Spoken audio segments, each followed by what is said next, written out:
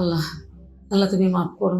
হয়েছে হয়েছে, এখন এখান থেকে জানতো আমার সমস্যা হচ্ছে, গিয়ে যেটা করছিলেন সেটা করে আমাকে উদ্ধার করেন। আমি তো তেমন কিছু করতে চাইনি, আমি শুধু তোমার কাছে 5টা মিনিট চেয়েছিলাম নামাজ পড়ার জন্য। ঢং, সারাদিন কোনো কাজ তো করবেই না। আমার বাবার বাড়িতে মা ছেলেকে যে থাকতে দিয়েছি সেই শুকরিয়া আদায় না করে আবার বড় বড় আবদার। আমি তো তেমন কিছু চাইনি মা, আমি শুধু নামাজের জন্য একটু সময় চাইছি। আর তোমার বাবার বাড়িতে তোমাদের উপরে থাকছি খাচ্ছি মানে, আমার ছেলে তো চাকরি করে, আর আমি তো তোমাকে কখনো কোনো কষ্ট দেই না।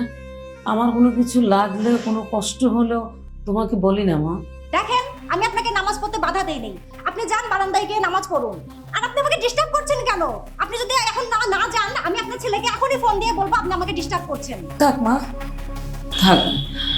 আমার ছেলেটা এমনিতেই চাকরির কাজে, অফিসের কাজে অনেক ঝামেলা থাকে, ওরে কল দিয়ে আর ডিস্টার্ব করার দরকার নেই, এমনিতে অনেক কষ্ট। থাক।